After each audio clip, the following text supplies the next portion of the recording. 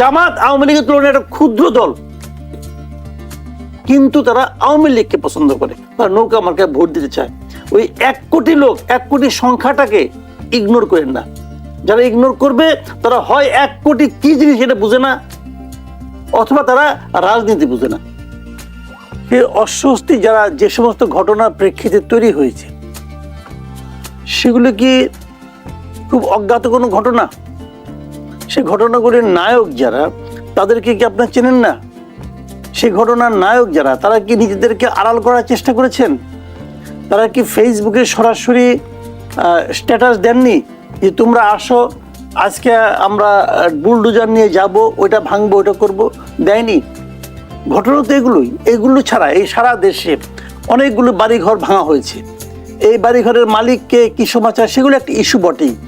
সেগুলো অনেক কিছুর প্রতীক হতে পারে, সেগুলো আপনার দুর্নীতির প্রতীক হতে পারে, সেগুলো অত্যাচারের প্রতীক হতে পারে, সবই হতে পারে, আমার কোনো আপত্তি নাই। সেগুলি মানুষের ঘৃণার একটা লক্ষ্যবস্তু হতে পারে, তাতেও আমার কোনো আপত্তি নাই। কিন্তু বিচার করার এখতিয়ার কি তাদের আছে যারা করেছে? যখন একটা ঘটনা এরকম ঘটে, যেমন ধরেন একজন পকেটমার ধরা পড়লো, তাকে লোকজনে গণপিটুনি দিয়ে মেরে ফেললো, এখানে আইন শৃঙ্খলা অবনতির জন্য দায়ী কে? যারা মারলো তারা। সেখানে একজন মসজিদের ইমামও থাকতে পারেন, কিন্তু তবুও উনি এই ঘটনার জন্য দায়ী। এখন এই ডেভিল হান্ট কি এই লোকগুলিকে ধরবে? ডেভিল কারা? আপনাদের ডেভিলকে ধরবেন? তো ডেভিলটা কে?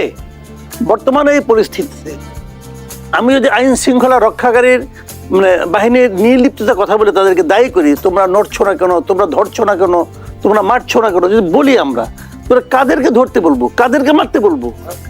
তাদেরকে? তারা কারা? এই লোকগুলিকে অচেনা কেউ? আমরা চিনছি না? হাদি নামে একটা ভদ্রলোক, সে ঢাকা ইউনিভার্সিটির স্টুডেন্ট কিনা যায় না, সে তো ফেসবুকে স্ট্যাটাস দিয়ে, ছবি দিয়ে বলছে, সে তো ইউটিউবে ভিডিও করেছে, তোমরা আসো কালকে। তাকে ধরা হবে? তাকে ধরা সম্ভব? সম্ভব তো না রে ভাই। তাহলে আপনি আইন শৃঙ্খলা রক্ষার নামে আসলে কাকে ধরবেন? এ ধরনের ঘটনা কিন্তু আমরা আগেও দেখেছি, বিভিন্ন সরকার আমলে দেখেছি। কেবল আওয়ামী লীগ আমলে না, তারা কি যে বিএনপি আমল ছিল তারাও করেছে। তারাও কিন্তু আপনার ওই একটা করছিল, ক্লিন হার্ট অপারেশন করছিল বোধ হয়, তো অনেকের হার্ট ক্লিন করে ফেলাইছে। তো এগুলো তো হচ্ছে না ভাই এই সোসাইটিতে। আমরা ওরকম আরেকটা করছি, ডেভিল হান্ট করবে, দেখি কাদেরকে হান্ট করে, ধরে নিয়ে আসবে, বলবে ঘোষিত কর্মসূচি ছিল সরকারের পদক্ষেপ নিয়ে কিন্তু অনেকেই প্রশ্ন তুলছে যে গত কয়েকদিনে ভাঙচুরের ঘটনায় সরকারের ভূমিকা এবং আইন শৃঙ্খলা বাহিনীর নির্লিপ্ততা নিয়ে প্রশ্ন উঠছে। আপনি কিভাবে দেখছেন? আমি এটা খারাপভাবে দেখছি, এই কারণে যে আইন শৃঙ্খলা বাহিনীর দায়িত্বটা কি?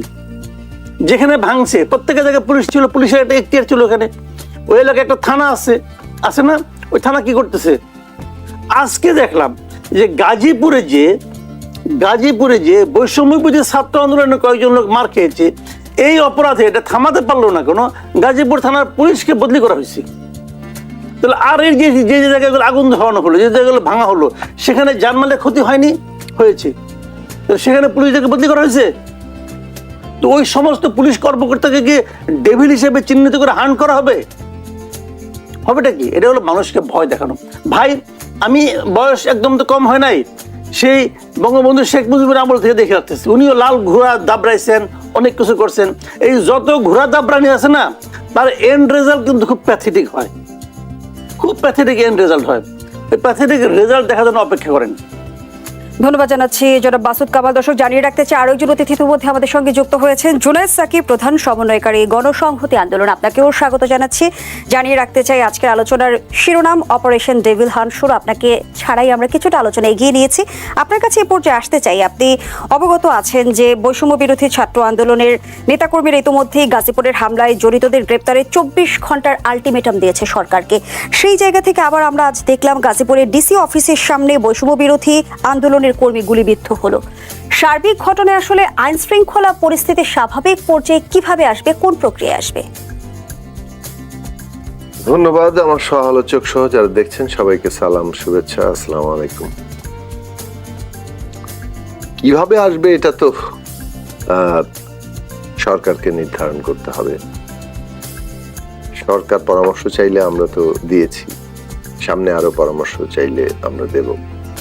সরকারকে এই সরকার যাতে সফল হয় সেটার জন্য আমাদের দিক থেকে আমাদের সর্বাত্মক সহযোগিতা থাকে। এই সরকারের সফল হওয়ার ঠিক কোনো বিকল্প নেই।